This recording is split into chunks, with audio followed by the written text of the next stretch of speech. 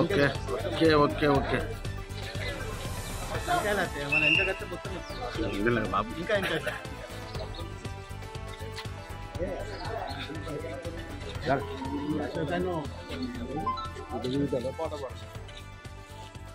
పడాలి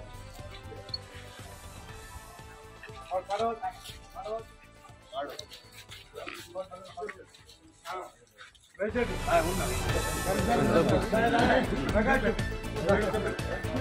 ₹10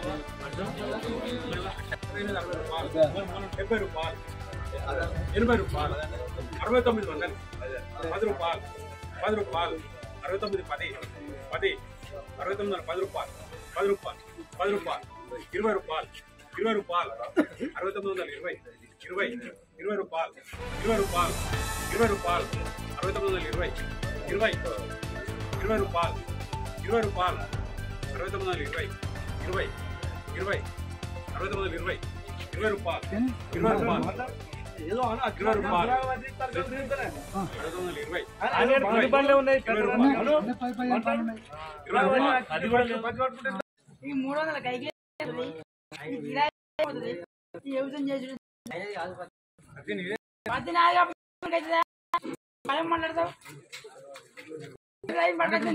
రైతు మార్కెట్ లో మద్దతు ధర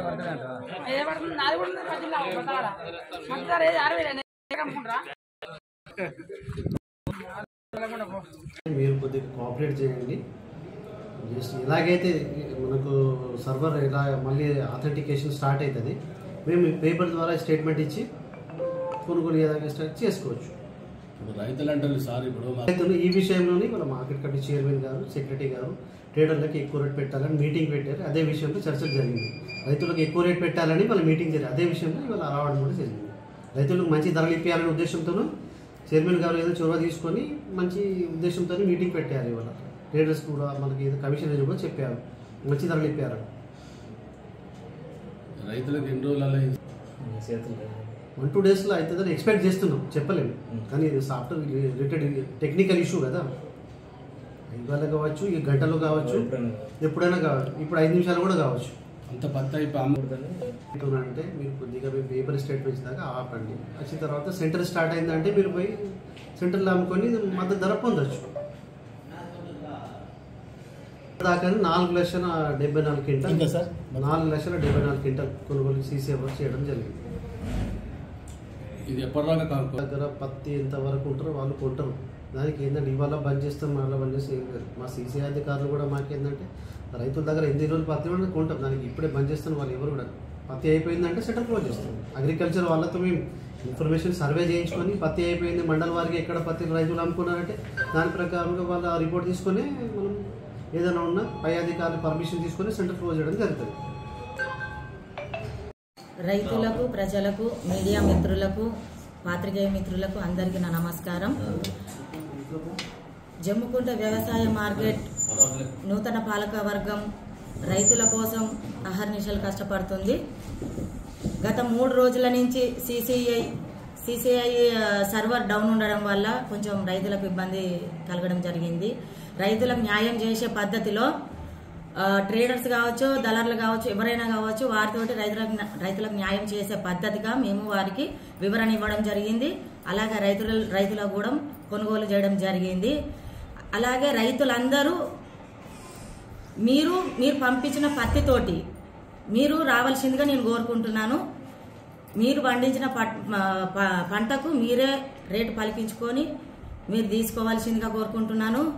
అలాగే మా జమ్మికుంట వ్యవసాయ మార్కెట్లో వేబిర్జీ ఏదైతే రిపేర్లో ఉన్నదో అది కూడా త్వరలోనే రూపకల్పనం చేసి దాన్ని మార్కెట్లో చేయడం జరుగుతుంది. అందుకనే ప్రతి ఒక్క రైతు మార్కెట్కు పత్తిని తీసుకొచ్చుకోవాల్సిందిగా, పత్తినే కాదు ఏ ధాన్యాన్నైనా తీసుకురావాల్సిందిగా కోరడం జరుగుతుంది. కాంగ్రెస్ ప్రభుత్వము రైతుల ప్రభుత్వము, ప్రజాప్రభుత్వం కాబట్టి కాంగ్రెస్ ప్రభుత్వము తీసుకున్న ప్రతి ఒక్క విధానం రైతుల కోసమే. అది దృష్టిలో ఉంచుకొని రైతు కూడా వారి కష్టాన్ని వారే తీర్చుకొని ఇక్కడికి వచ్చి మార్కెట్కి వచ్చి వారు ఈ సేవలను మా పాలకవర్గం అందించే సేవలను పొందాల్సిందిగా రైతులను నేను విన్నవించుకుంటున్నాను. అయితే రైతులకు అన్నట్టు సీసీ అని ఎప్పటికీ కొనుక్కోపోవచ్చు, కానీ దళారులు ట్రేడర్స్ అనేటోళ్ళు వారి నుంచి వస్తుందని మాకు కూడా రైతులు కంప్లైంట్ చేయడం జరిగింది. దాని మీద ఈ రోజున ఈ మీటింగ్ కూడా పెట్టుకోవడం జరిగింది. వాళ్ళ మీద రైతులకు ఎలాంటి అన్యాయం జరగద్దని వారితో చర్చించడం జరిగింది. వారు కూడా సహకరిస్తామని చెప్పారు.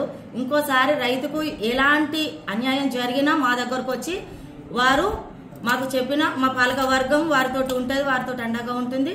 వారికి ఏ కష్టం రాకుండా ముందుగా వారితో కలిసి పనిచేయడానికి మా పాలక వర్గం ఎప్పటికీ మాకు జమ్మికుంట మార్కెట్ కమిటీ కూడా సంసిద్ధంగా ఉంటుంది.